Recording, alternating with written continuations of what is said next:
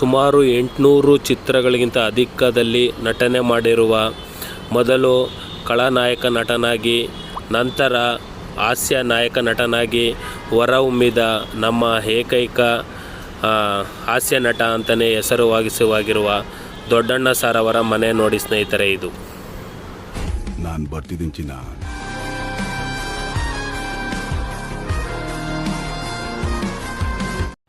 Hi ಎಲ್ಲ ಸ್ನೇಹಿತರೆ. So ಎಲ್ಲರಿಗೂ ಶಿವರಾಜ್ ಶಿವರಾಕಿ ಯೂಟ್ಯೂಬ್ ಚಾನಲ್ಗೆ ಸುಸ್ವಾಗತ. ಸ್ನೇಹಿತರೆ, ಈಗ ನಾನು ಎಲ್ಲಿದ್ದೀನಪ್ಪ ಅಂದರೆ ಮಂಜುನಾಥ ನಗರ ಮೆಟ್ರೋ ಸ್ಟೇಷನ್ನು, ಅದರ ಆಪೋಸಿಟ್ನಲ್ಲೇ ಇರುವ ಪಾರ್ಲೆ ಟೋಲ್.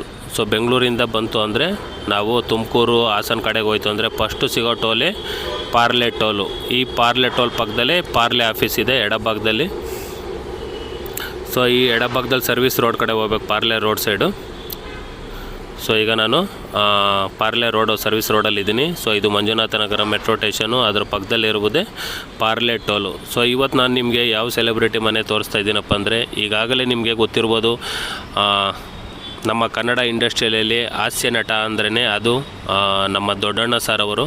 ಸೊ ಇವತ್ತು ನಾನು ನಿಮಗೆ 800ಕ್ಕೂ ಅಧಿಕ ಮೂವಿ ಮಾಡಿರುವ ಹಾಸ್ಯ ನಟ, ಖಳನಟ, ಈ ಮುಖಾಂತರ ಪಾತ್ರದಲ್ಲಿ ಅತಿ ಹೆಚ್ಚು ಪ್ರಾಮುಖ್ಯತೆ ಹೊಂದ ದೊಡ್ಡಣ್ಣ ಸರ್ ಅವರ ಮನೆಯನ್ನು ನಿಮಗೆ ಇವತ್ತು ಈ ವಿಡಿಯೋ ಮುಖಾಂತರ ತಿಳಿಸ್ಕೊಡ್ತಾ ಇದ್ದೀನಿ.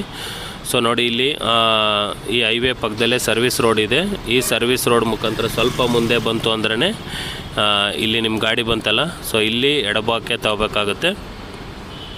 ಸೊ ಈ ಸ್ವಲ್ಪ ಮುಂದೆ ಹೋಗಬೇಕಾಗುತ್ತೆ. ಮುಂದೆ ತಗೊಂಡು ಇಲ್ಲಿ ಆಟೋ ಸ್ಟ್ಯಾಂಡ್ ಇದೆ. ಈ ಆಟೋ ಸ್ಟ್ಯಾಂಡ್ ಪಕ್ಕದಲ್ಲೇ ಒಂದು ರೋಡ್ ಇದೆ. ಆ ರೋಡ್ ಮುಖಾಂತರನೇ ನಾವು ದೊಡ್ಡಣ್ಣ ಸರ್ ಅವರ ಮನೆಗೆ ಹೋಗೋದು. ಸೊ ಇಲ್ಲಿ ನೀವು ನೋಡ್ಬೋದು ಚಿಕ್ಕ ಬಿದರಿ ಕಲ್ಲು. ಸೊ ಈ ಊರು ಬಂದು ಚಿಕ್ಕ ಬಿದರಿ ಕಲ್ಲು. ಸೊ ಈ ಒಳಗಡೆ ಈ ರೋಡ್ ಕಾಣುತ್ತಲ್ವ, ಈ ರೋಡ್ ಮುಖಾಂತರನೇ ಒಳಗಡೆ ಹೋಗಬೇಕಾಗುತ್ತೆ. ಇಲ್ಲಿಂದ ನೇರವಾಗಿ ಹೋಗಬೇಕು, ಒಂದೇ ರೋಡು.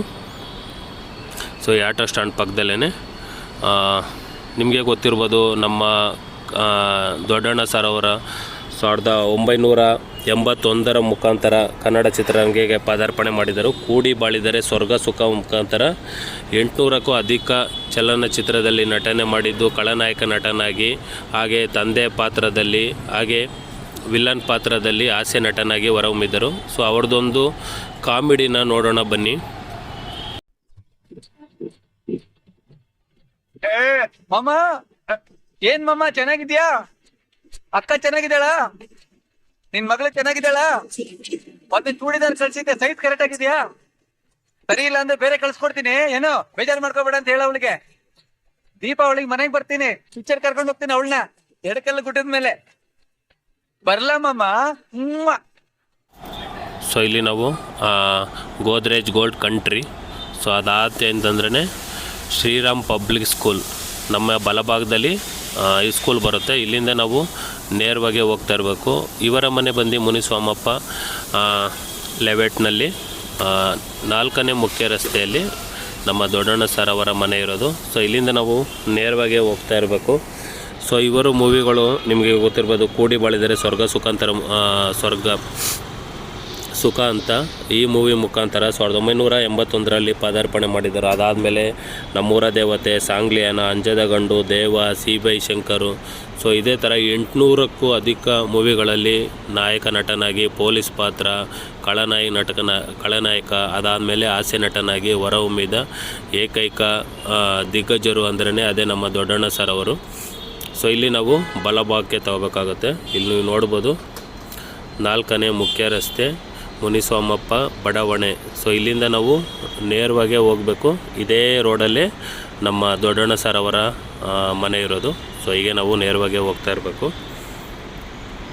ಸೊ ಇಲ್ಲಿಂದ ಒಂದು 200 ಮೀಟರ್ಸ್ ದೂರದಲ್ಲೇ ನಮ್ಮ ಹಾಸ್ಯ ನಟ ದೊಡ್ಡಣ್ಣ ಸರ್ ಅವರ ಮನೆ ಇರೋದು. ಸೊ ನೀವು ಇಲ್ಲಿ ಕಾಣ್ಬೋದು, ಯೆಲ್ಲೋ ಕಲರ್ ಬಿಲ್ಡಿಂಗ್ ಇದೆಯಲ್ಲ, ಸೊ ಇದೇ ನಮ್ಮ ದೊಡ್ಡಣ್ಣ ಸರ್ ಅವರ ಮನೆ. ಸೊ ನಾವಿಲ್ಲಿ ನಮ್ಮ ಬಸವಣ್ಣ ಸ್ಟ್ಯಾಚು ನೋಡ್ಬೋದು. ಇದೇ ಸ್ನೇಹಿತರೆ ನಮ್ಮ ಹಾಸ್ಯ ನಟ ದೊಡ್ಡಣ್ಣ ಸರ್ ಅವರ ಮನೆ. ಸೊ ಇಲ್ಲಿ ನೋಡ್ಬೋದು. ಸೊ ಅವ್ರಿಗೀಗ ಆರೋಗ್ಯದಲ್ಲಿ ಸ್ವಲ್ಪ ತೊಂದರೆ ಇರೋದ್ರಿಂದ ಸೊ ಯಾವುದೇ ಮೂವಿಗಳನ್ನ ಮಾಡ್ತಾಯಿಲ್ಲ. ಅವಧೂತ ಅಂತ ನೋಡಿ, ನೀವು ಒಳಗಡೆ ನೋಡ್ಬೋದು, ಅವಧೂತ ಅಂತ ನಾಮಫಲಕನ ಹಾಕಿದ್ದಾರೆ. ಸೊ ಇಲ್ಲಿ ನೋಡ್ಬೋದು 5ನೇ ಮುಖ್ಯ ರಸ್ತೆ. ಸೊ ಈ ರೋಡ್ ಮುಖಾಂತರನೂ ಬರ್ಬೋದು, ಈ ಸೈಡ್ ಮುಖಾಂತರನೂ ಬರ್ಬೋದು. ಎರಡು ಕಡೆನೂ ನಮ್ಮ ಹಾಸ್ಯ ನಟ, ನಮ್ಮ ಹಳೇ ನಾಯಕರ ಇದರುಗಳಲ್ಲಿ ಇವರು ಪಾತ್ರನೂ ಬಹು ಮುಖ್ಯವಾಗಿತ್ತು. ಒಂದು ಮೂವಿ ಅಂದಿದ ತಕ್ಷಣ ಅದರಲ್ಲಿ ಕಾಮಿಡಿ ಆ್ಯಕ್ಟರ್ ಅಂದ್ರೇ ಆವಾಗ ದೊಡ್ಡಣ್ಣ ಸರ್ ಇರ್ತಾಯಿದ್ರು. ಅವರು ಮಾಡೋ ಹಾಸ್ಯನಿಗೆ ಚಿತ್ರರಂಗನೇ ಖುಷಿ ಪಡ್ತಾಯಿತ್ತು ಆ ಥರ. ಸೊ ಅವರು ಆದಷ್ಟು ಗುಣಮುಖರಾಗಲಿ, ಇನ್ನೂ 100 ವರ್ಷ ಬಾಳಲಿ ಅಂತ ಕೇಳ್ಕೊತಾ. ಸೊ ನೋಡಿದ್ರಲ್ಲ ಸ್ನೇಹಿತರೆ, ಇದೇ ನಮ್ಮ ಹಾಸ್ಯ ನಟ ದೊಡ್ಡಣ್ಣ ಸರ್ ಅವರ ಮನೆ. ಸೊ ನಿಮಗೆ ವಿಡಿಯೋ ಇಷ್ಟ ಆಯ್ತು ಅಂದರೆ ಲೈಕ್ ಮಾಡಿ, ಹಾಗೆ ಶೇರ್ ಮಾಡಿ. ಮುಂದಿನ ವಿಡಿಯೋದಲ್ಲಿ ಮತ್ತೊಂದು ಇಂಟ್ರೆಸ್ಟಿಂಗ್ ಆದ ನಮ್ಮ ಹಳೆಯ ನಾಯಕ ನಟರನ್ನು ತೋರಿಸ್ತೇನೆ. ಸೊ ಅಲ್ಲಿವರೆಗೂ ಟೇಕ್ ಕೇರ್, ಬಾಯ್.